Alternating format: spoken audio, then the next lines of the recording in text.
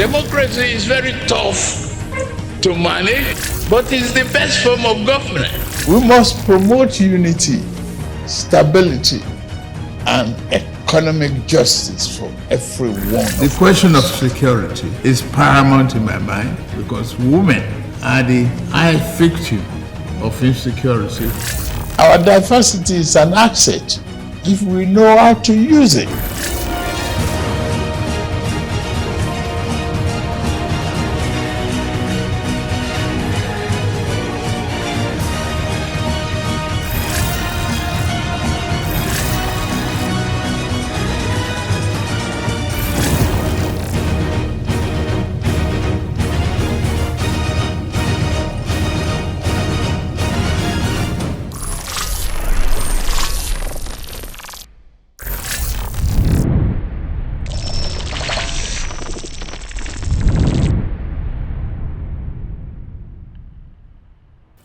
Governing a country like Nigeria as a president requires first unflinching patriotism, determination to serve, boldness, dexterity, focus, creative and innovative political and socio-economic strategies. To galvanize Nigeria to greater heights, all these can only be propelled through sacrifice and selfless leadership from the office of the president.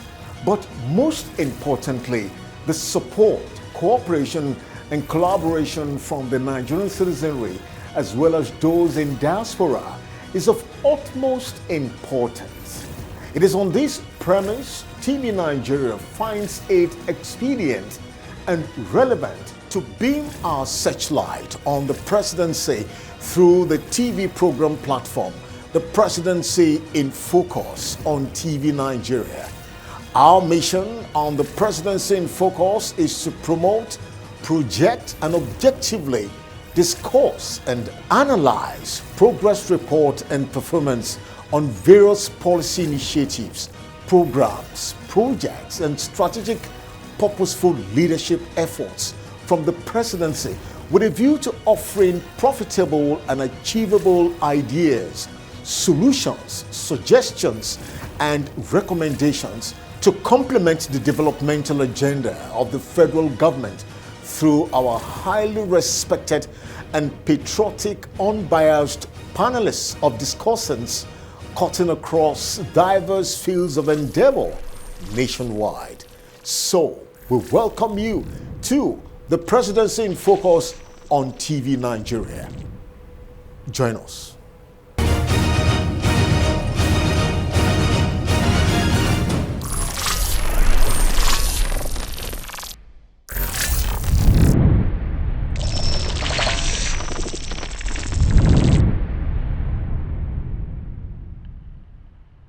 Okay, you're welcome back. This is the Presidency in Focus on TV Nigeria. And of course, like we said earlier, this is one platform that will be looking at various national issues from diverse perspectives, very objectively, unbiased opinion and views. So let's introduce our special guests, our analysts on the program today. First, we have Dr. Sheidu Olarewaju. He's a human capital development expert. He's also a public affairs analyst, a motivational speaker, and a career coach.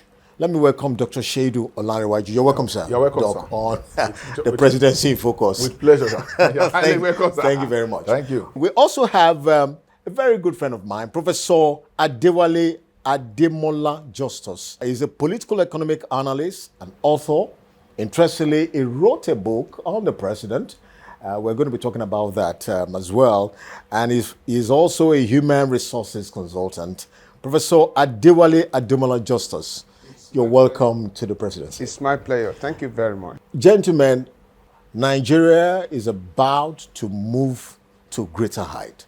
And so I think it's quite important for us to begin to not just appreciate what the current government is doing, but at the same time, we need to, beam our searchlight on what is actually going on and to see how we can also contribute our own quota in terms of our ideas, suggestions, recommendations, and of course, advice.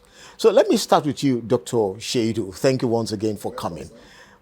President Bola Tinubu embarked on a foreign trip to India to be part of the G20. Interestingly, we are not part of the G20, but of course, he had secured an opportunity to present the potentials of the country. And the immediate outcome, $14.5 billion investment. Doc, what's your take on this development? Thank you very much for this robust and germane question. Yeah, on the part of the president, it's a welcome development. At least I haven't taken a right step in the right direction for exposure. And I was told he went with some professionals to understudy Indian economic and see relationship that will transform to symbiotic relationship. I haven't said that, but one thing I think the president should do or put in place is to see the issue of security in the economy, to make sure that when the foreign investors comes, they are not disappointed. He told them he's the captain of the team. Yes. And he's assuring them that all is well. Yes. So security is very key. Okay, if you have considered the issue of security, because those are the factors or variables the investors will look at. Secondly, the issue of infrastructure, especially electricity supply, is germane and robust for any investors. So if you can work on it for us to at least to have 80% power supply, it will serve as a motivation to the foreign investors. And thirdly, the issue of opening or unbundle the economy, to ensure that the citizen, because when they come, the purchasing power of the citizen too must increase too.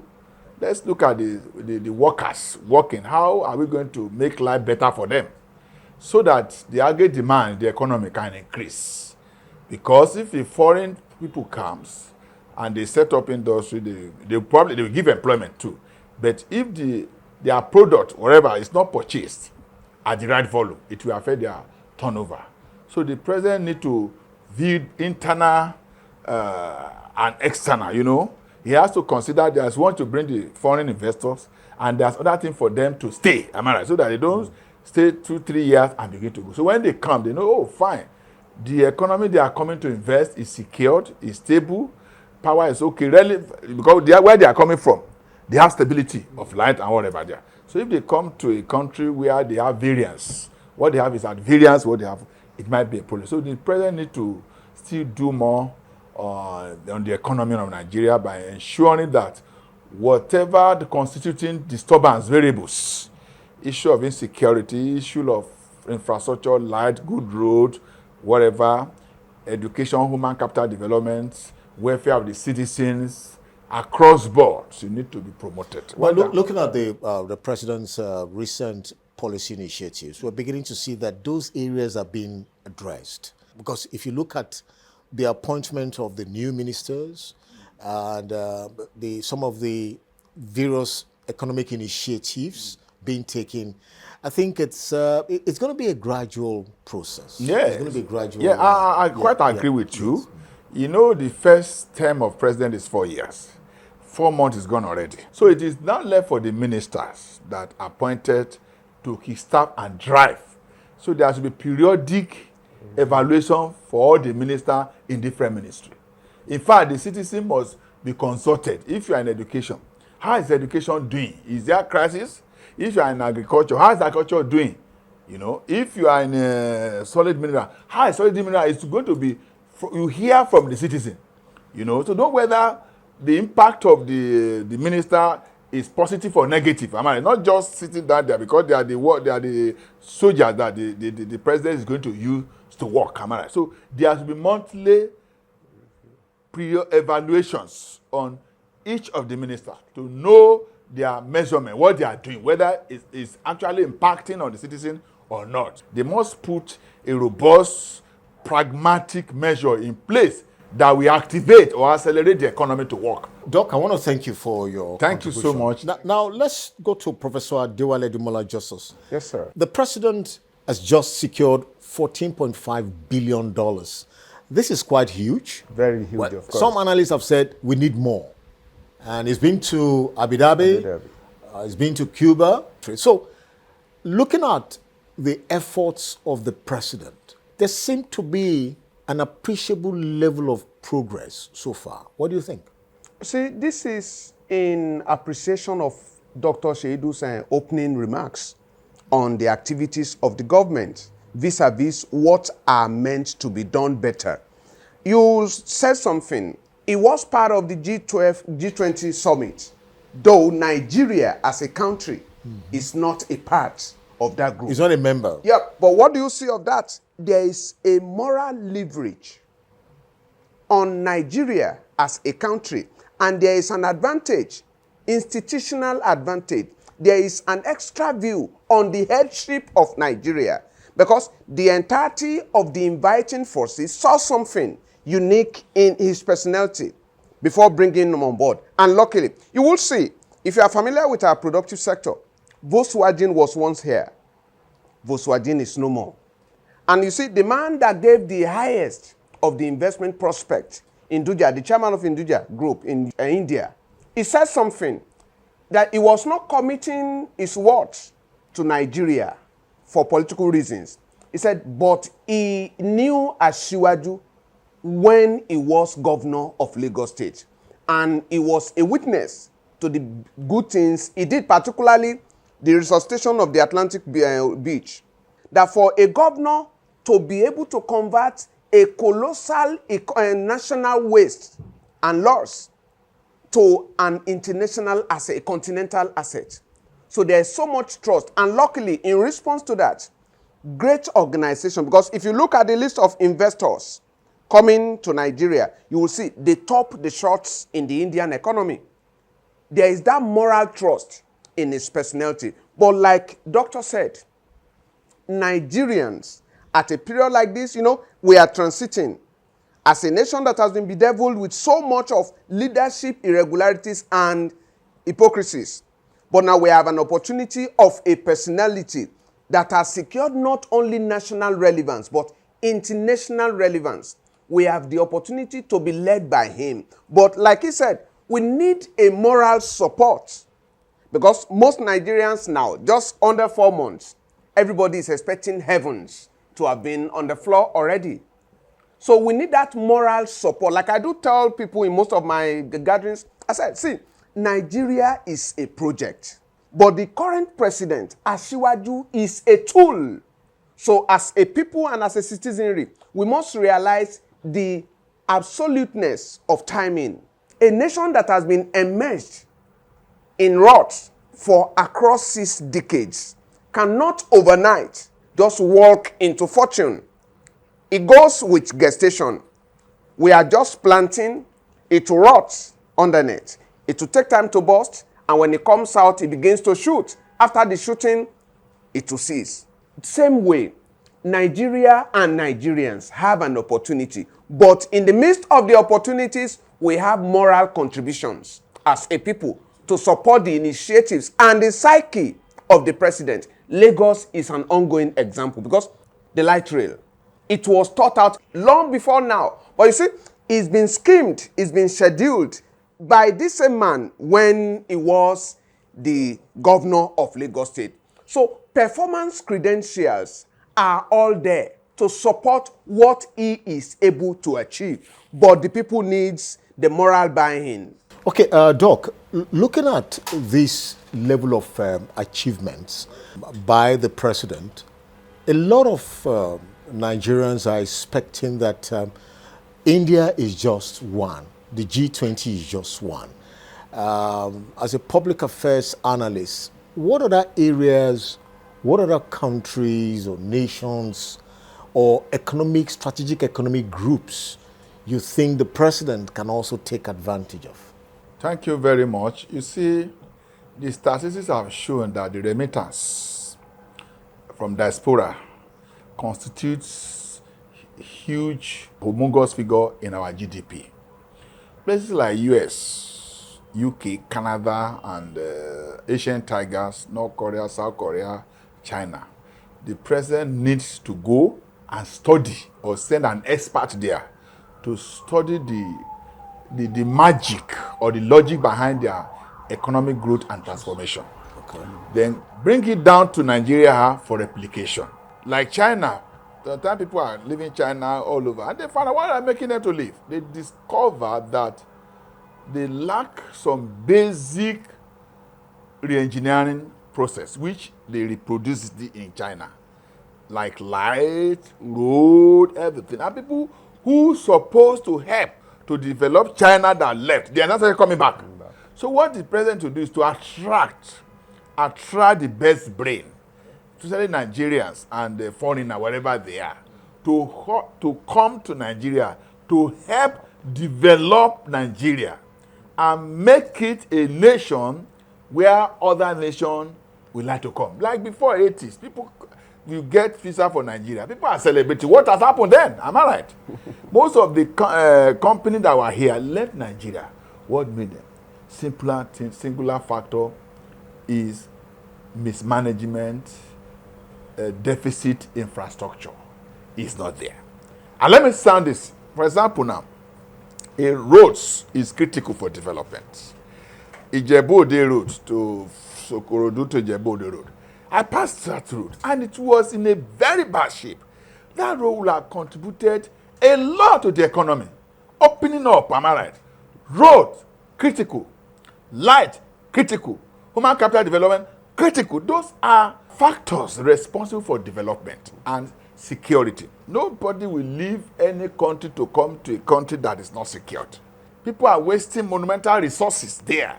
If light, decentralized light, let people who can generate light, some universities are there, pump money to them, okay, if Ibadan, they go, you generate, distribute, am I right? No longer be everything under the federal government, decentralization. So when there is decentralization in all the power sectors, whatever, sanity in the system, then the economy is on bundles, am I right? Yep. People don't even up to that with the state of the economy, you see, go to the airport. Indians are still coming. So, Prof, just like I asked Doctor, I said, Nigerians will want more from such trips, okay? But very critically, what are those very strategic areas? Doctor has mentioned some of them. The president needs to, because when these investors come, surely they will come. Mm-hmm. We've talked about making sure there's security. We've talked about making sure that there's some infrastructural, balancing facilities to make this work. Yep. Now, I would just ask the doctor, what other countries, other nations do you think, from your own perspective? Because we seem to be more concerned about America, the UK, the India, in Africa, where we also have huge resources. So what other areas do you think the president Nigeria can tap into and copy and make some level of progress? Because it looks like foreign direct investments is just the in thing for us. But right here in Africa, in Nigeria, we've got the resources. Okay. We've got, truly, yes. like you have said, FDI is the focus, foreign direct investment.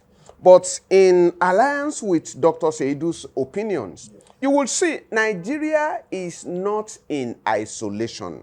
And particularly, see, the president's efforts in approaching a nation like India, and you see, they are on the way to China, Cuba, and the USA, is because those are strategic nations per development. Because Nigeria was once there, but we got overridden by some leadership-oriented mishaps.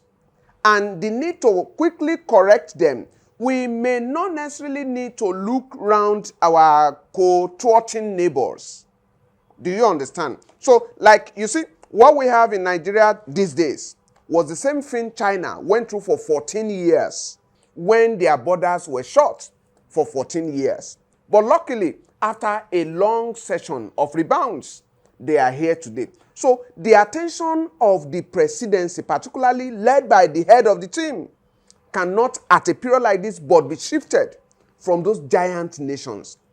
Would the president ask to redesignate a season? Because you saw something in the history of Nigeria. Each time our leaders would go out, they would go with their family members, go with fellow politicians. But you see, there was a model that Asiwaju adopted this time around. Not much about politicians, but core business leaders. Not even nominees of the business owners. He went with the real owners of the businesses. The first day, when Induja promised to be part of Nigeria's developmental project per investment, immediately the president assigned 2 of his ministers to immediately conclude the documentations and procedures for the intended, because the man promised that he would set up a bus manufacturing unit, industry, a company in Nigeria. So that's a good model that he has adopted. Let's come back home, Nigeria, where we have so much potentials. We have steel, we have crude, we have granite, we have all manners of mineral resources. Doc, if you look at the potentials of Nigeria and bringing in the foreign investors, but first, can we do an homegrown strategy? Because every country has its own peculiarity. We've got the manpower, we've got the population, we've got the youths, we've got expertise. What if you're in a position to advise the president to look inward? Let's even put the FDI apart and now look inward. What are those areas? What are the strategies you think the presidency can begin to adopt? Thank you, Mr. Ben. You just hit the nail on the head. In fact, that gap analysis, what you have said is where we have missed it. Thank you so much. You see, nobody can love you more than yourself. So, we have Nigeria. When you look at Nigeria, you are straight diagonized. We are blessed with human resources, capital resources, natural resources. Our challenge is the management of all those resources. You see, I would suggest the president should begin to look inwards. Look at the opportunity. But when you say look inward, what are the strategies you think? Well, I'm saying strategy of looking inward. Okay. Look at our universities. Look at various experts we have in Nigeria. How can we train them overseas and bring them back here in Nigeria to help us develop? Because we bring foreigners to Nigeria. What time the foreigner we live with the tech? If they are going, they go with their technology. But if you carry Nigerian experts, they are maybe learner to go to UK, we are going and learn. Must we send our Nigerians over there to learn and now come back? Can't we, on the ground here, look at our peculiar situation and find solutions? No, what's happening is that they can learn here and go there and do practical. It's allowed, am I right? Because the exposure they will get here, they will bring it back here to Nigeria, am I right? So that they can replicate. I told you what China do. They embark on what they call reverse engineering system. They will buy a product abroad. They bring it back home, dismantle it, replicate it again. Until, they say practice make what? Perfection. Let me tell you something. Most of what we are consuming now, how many of it can we produce? Because our economy right now is import-oriented economy, a non-diversified economy. We look at comparative advantage. Which area are we even good in now? Look at agriculture. It's underutilized now. One of the basic problems facing us is food insecurity. we should not carry too many problems at the same time. We can face food security. We address it. President, we address it by ensuring the empowers farmer, mechanization, tractorization, all of those things. But we've seen the president give out fertilizers. That is a good direction, am I right? Yes. Give fertilizer, training farmer, agricultural extension officer to make them more productive so that at least we can be food dependent to the point that we can Food even sufficient. export, am I right? Yeah. That problem will be there. We will have resolved it. Then we go to security again, am I right? What can we do about security? What is the cost of this security? Can we embark on artificial intelligence, information gathering? The challenge we have is that we don't work with data. The president should empower Nigeria Bureau of Statistics to be empowered more using artificial intelligence to be able to gather accurate data. Because if your data is faulty, your decision will be faulty. Am I right? Of course. So most of the decisions we are taking based on wrong data, it is a wrong decision. Am I right? Sure. So we to forget about estimation. So the National Bureau of Statistics should be able to give us a figure that we can trust. Am I right? So that if we have also figure, this is the number of unemployed, number of there, then decision can be taken to salvage or ameliorate such thing. Am I right? And that is, if the president can go in that direction, I think there will be positive result. Am I right? Professor Demola, what other areas do you think the presidency can also take advantage of? Just to draw us back a bit, there are two critical things. While he was speaking, two things came to mind from his thoughts. You see, the model we're talking of, domesticating our own successes, not depending on importation. Okay, thank you very much, Professor Adewale Ademola, and also Dr. Sheido.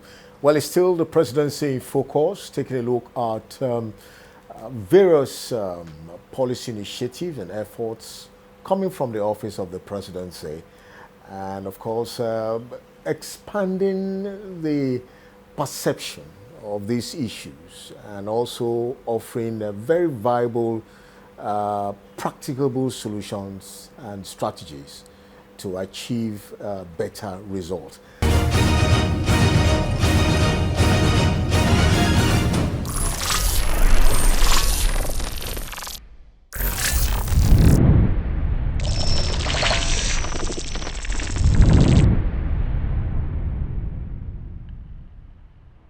Next, of course, we're going to be looking at the Naira. Doc, the Naira. The presidency is very much passionate and decisive on trying to ensure that the Naira bounces back. Well, you're a human capital expert, and of course, you're also an economic analyst. What are those quick fix strategies you think the president can adopt? If the president can make a policy that will make demand for dollar to crash, and make demand for naira to increase, then naira will appreciate. Okay. It's about demand supply mechanism. Professor Demola, what's your take? See, this will be economic heresy if adequate attention is not given to production, local production. There was something yesterday at the Apapa Quays. A particular train moved over 90 containers in a tranche out of the port towards Ibadan. What does that translate into? Now there is space, because there are a lot of local products in Nigeria that need space at the wharf, but the wharf has been over-engaged with items imported over the years but have not been evacuated therefrom. So local attention needs to be played to very many things. Because if you consider the issue of the Naira, like we have been saying, it's not about the denomination. That is just monetary statistics. Yeah, figure. There's a company in Ondo State, Ileoluji Cocoa Producing. It produces cocoa beverage.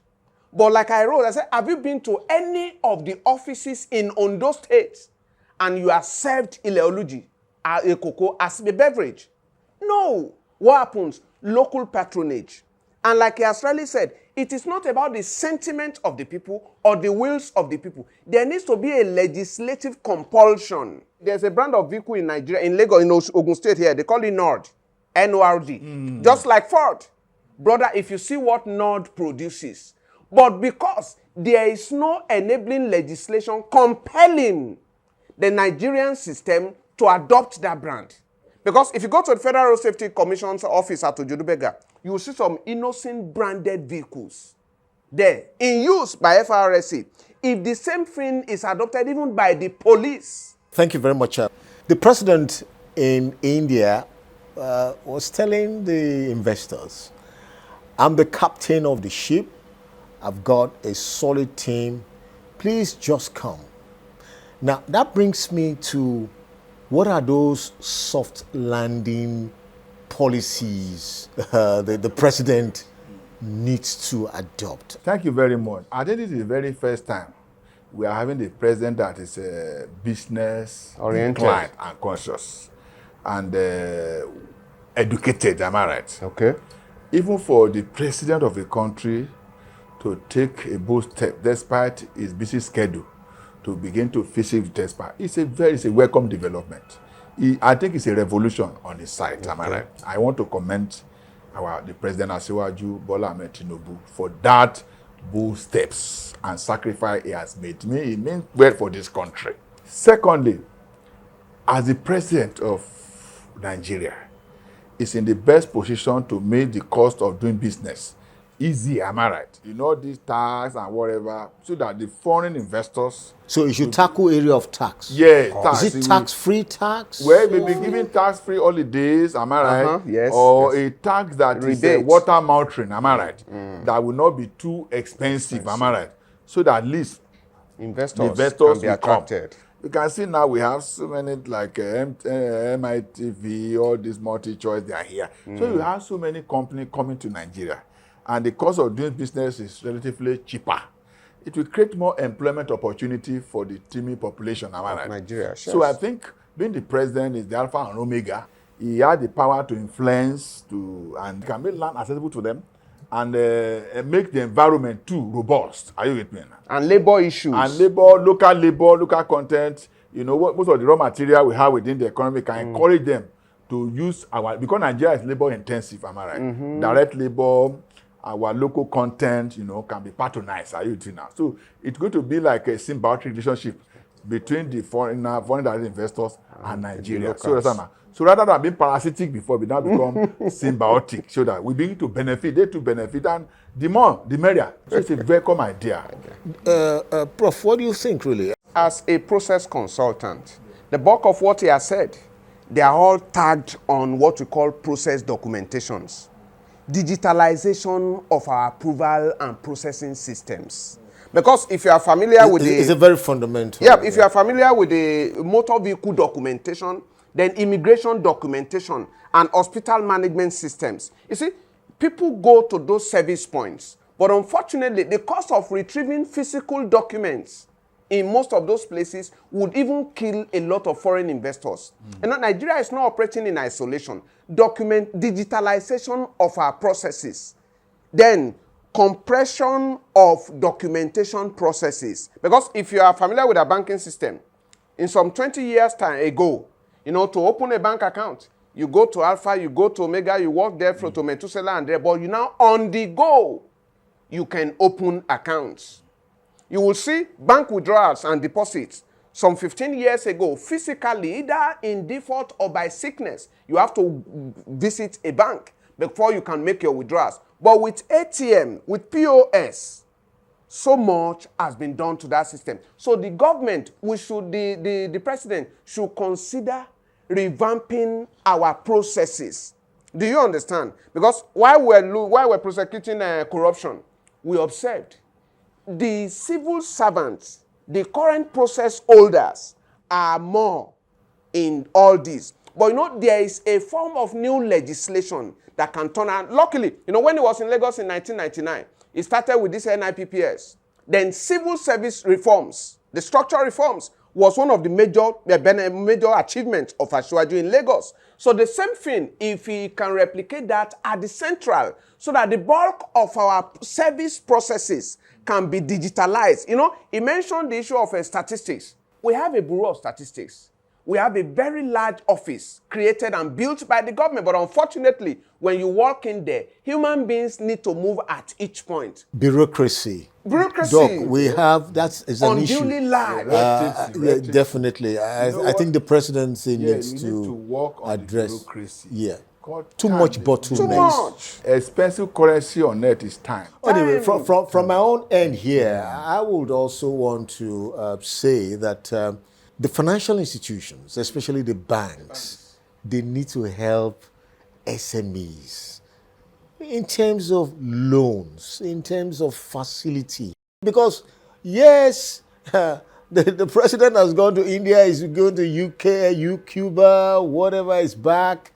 But again, inward, I'm just saying that the president needs to give a directive. A directive was given last to week. the banks. No, a directive was given last week. Issue loans. Don't Yes. tell me to go and bring my grandfather's head before you can give me a loan. Look, as an internal controller and as an internal auditor, documentation undergrounds and underfirms the entirety of this. See, there's something we call credit risk management in banking.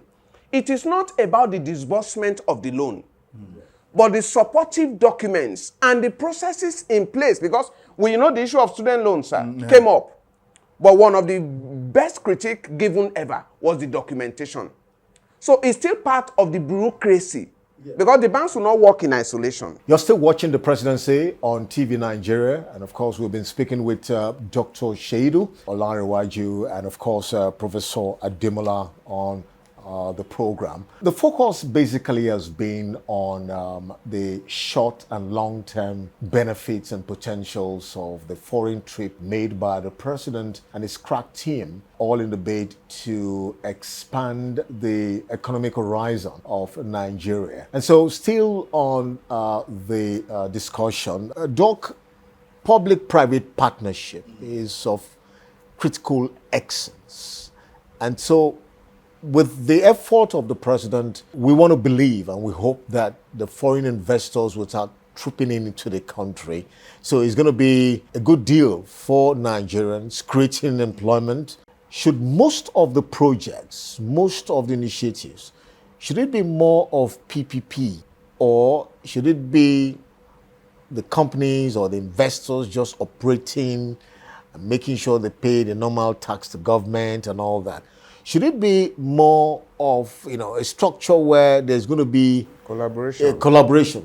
The best model that government can use that can benefit both in the short run and the long run is PPP model.